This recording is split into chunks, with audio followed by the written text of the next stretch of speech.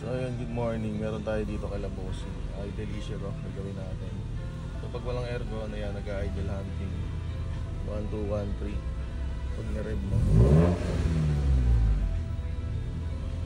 Tapos pag in-aircon mo naman, bagsak. Zero. Pero di naman siya namamatay. So yun, check natin kung anong problema.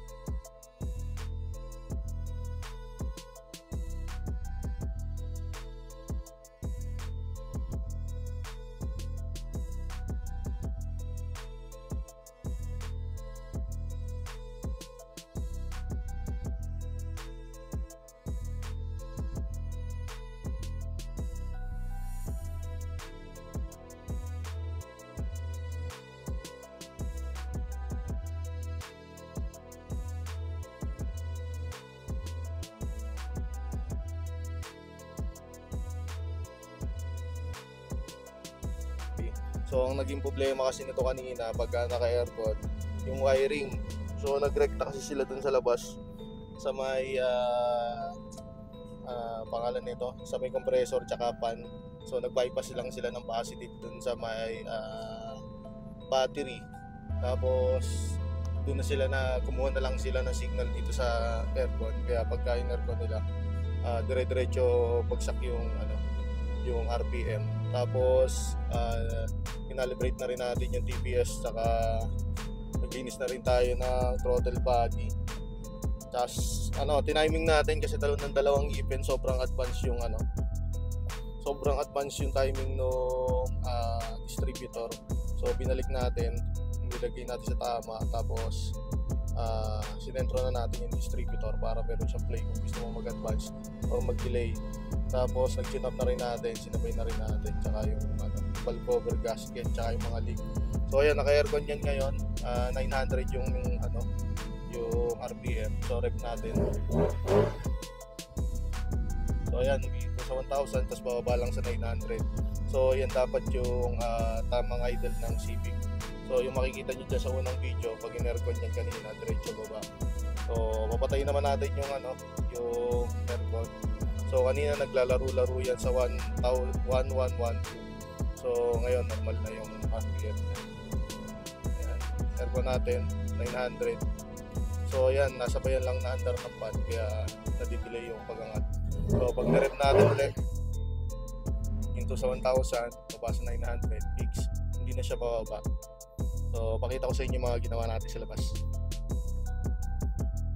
So dito naman, inayos natin ito, ayan, yung throttle body, inayos natin yan, yung IECB nya, inayos natin yung pagkakalibrate, binalik natin yung original. So yung nakalagay dyan, ibang nakatatlong IECB si Bossing ngayon sa lamesa, pakita. Sa lamesa. So tapos sa sa aircon, hindi gumagana yung positive ng compressor. So walang negative supply dito sa box. Tapos itong itong condenser fan, yung fuse, lagi siyang nasusunog. So bakit nasusunog? Nag-overload, ibig sabihin yun kaya gano'n. Or sunog yun dito, hindi maayos yung pagkakadikit. So ang ginawa natin, naglagay na lang tayo ng isang relay doon para hindi ma-stress yung ano dito, yung fuse, para di siya mag-init. Ito, di mo ito mahahawakan pag ginanto mo. Kanina, lagi siya nasusunog, umiinit. So sakit na sipik yan. Tapos binalik na rin natin sa automatic yung yung radiator fan. So ayan, mandar na yung radiator fan. Tapos nagpalit tayo binalik natin yung thermostat, tapos nagpalit tayo ng thermoswitch kasi yung thermoswitch na hindi na rin nag-automatic, lagi na lang nakabukas. So yun, okay na tong kala bossing. So ayun si bossing. Dito. Siyempre, para meron tayong video. So ayun si bossing, taga Pangasinan sila bossing, no? Pangasinan kaya na bossing? Malayo pa. So ang problema ni bossing, ang tagal din ito naghintay. Ilang months ka ba boss naghintay? 4 months. Alright, tinaga talaga ni bossing paghintay sa atin para maayos yung minor. So ano ba bossing? Ayos ba yung diagnose natin? Ulitin po dito. Diba? Kala ko sasakit yung ulo ko eh. Ang tagal. Ang daming binago kasi sa wiring. So pinalik natin sa original kasi hindi siya magsesend ng negative signal dun sa computer box. Hindi tataas yung IEC. So in-explain nyo kay bossing yan. Nakita naman ni bossing kung paano yung ginawa natin. So ayun bossing, thank you. Maraming salamat. Ingat kayo pag-uwi. So ayun, thank you.